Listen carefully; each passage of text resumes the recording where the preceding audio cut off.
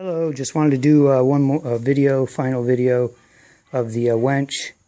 The last one I did, I'd had some music playing in the background, and YouTube sometimes frowns on that. This is the fob for it, and I've got the little pin, if you remember, holds it on the trailer. This is the grab, to pull it. As you can see, I've got my wire that was on there. I just have it wrapped around there for now. But you can see I put a nice connector on there. Got these off of, I think it was either Amazon or eBay. But you have two metal, pretty heavy-duty metal pins that slide in there. They got the plastic cover, the heavy-duty metal pins. What you do is you take the metal pins, and that's what you put the wire in. Let me show you over here. What I've got is a bundle of about 100 foot of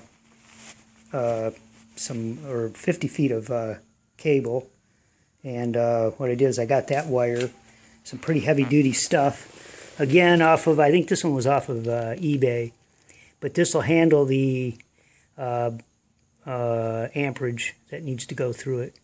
And again, I've got this connector. You get these connectors, and they're pretty heavy-duty. They handle the voltage, and you just basically shove them together, and they push together and pull apart. Really easy.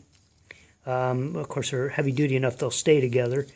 And then, of course, there's little metal pins that you connect these wires to, all the wires to. What you do is you connect the wire to it, then you slide the pin in this plastic cover. So what I did was I cut off, took and cut off, some of the insulation on the wire. Put some solder, warm the wire up, and put some solder, let some solder flow in and around the wire. Then I took the little metal pin and, slid the wire inside of it, and then got an idea how much wire, I didn't want any bare wire left here, so I slid the pin, over the wire, and then, trim the wire so that the end of the pin ended right about at where the rubber, the coating, the insulation on the wire, and started. So once I slid it in here, of course you got insulation way up in here, so now there's no chance of this accidentally hitting a frame or whatever. And what I did was back to the soldering. After I cut the insulation back, heated up the wire. Had to use a blowtorch because it was pretty heavy. And if you're careful, you can do it pretty good. Heated up the wire, let some solder flow into it. Then I took that little metal pin, and the metal pin just pops in here, slides in. You can also pop it out. But I took the metal pin, and I tipped it up, dropped a little piece of solder in there, and heated it up.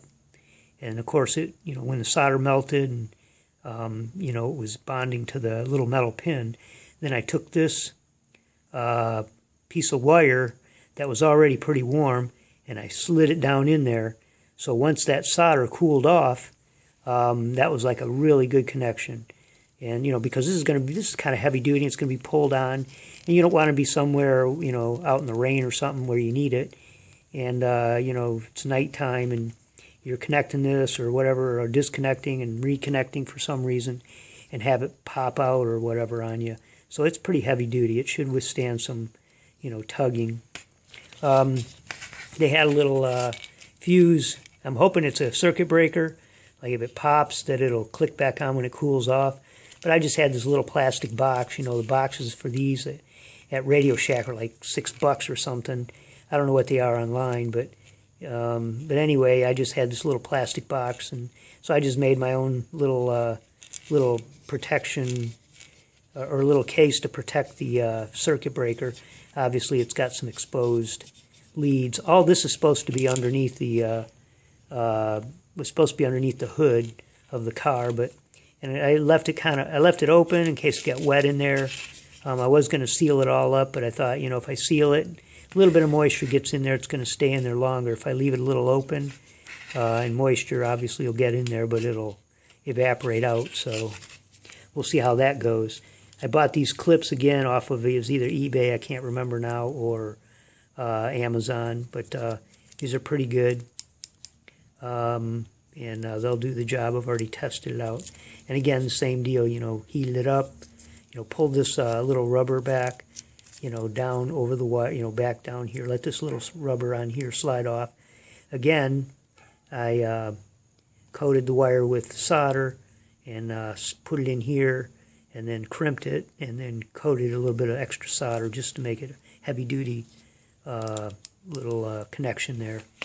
I actually got a couple sets of these. I got an extra set just because they were so heavy-duty, and they were pretty cheap. The other thing, these go on the battery, of course, positive and negative. And then I've got this little thing I found at Home Depot. It's like a giant zip tie. I've just got this wire all kind of messed up right here. I hadn't wrapped it up, neatly, but this shows you basically, you pop the button and it unzips, and then when you want to get all this wire together, you just, put it around the wire and pull it through. And as you can see, it carries the wire, as separate, which is what I wanted. I thought about hooking all this stuff up on the vehicle, but then I thought, who knows, that nowadays you have electronics and you got to bypass, you can't run too much, interference, I guess, electrical interference, radio interference near the, ABS brakes and this and that. And I thought, and also if I put wiring on the truck, I've got full coverage on it. If that wiring fails, then the insurance company could tell me, well, that wasn't factory, sorry, we're not covering it.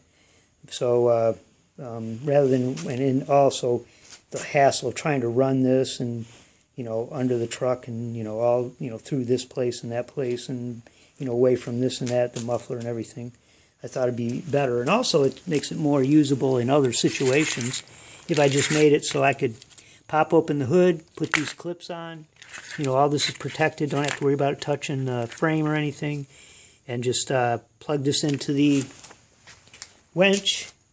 And, of course, I already showed you the winch on the frame of the trailer. And I'll probably, in the future, I'll make a little something so I can hook it up to the actual trailer hitch of the truck. And, that way I can, and also the riding lawnmower. That way I can get a little more use out of it, pulling stuff. But this is only a small one, so, but, you never know when it might come in handy. But it was kind of fun. This came out pretty good. But anyway, I just wanted to show you the finished product there, and maybe give you some kind of idea, and for your own project. But myself, I like the idea of keeping it separate. So you see, you can get something from Home Depot, some clips and connectors off of the internet, and wire. That wire got a real good price on that. And you're ready to go, and hope it gives somebody an idea. But I've already tried it out, and it'll actually start bending the frame on the, it was kind of flexing the frame on the trailer. So it's pretty tough. All right, hope you enjoy working on yours.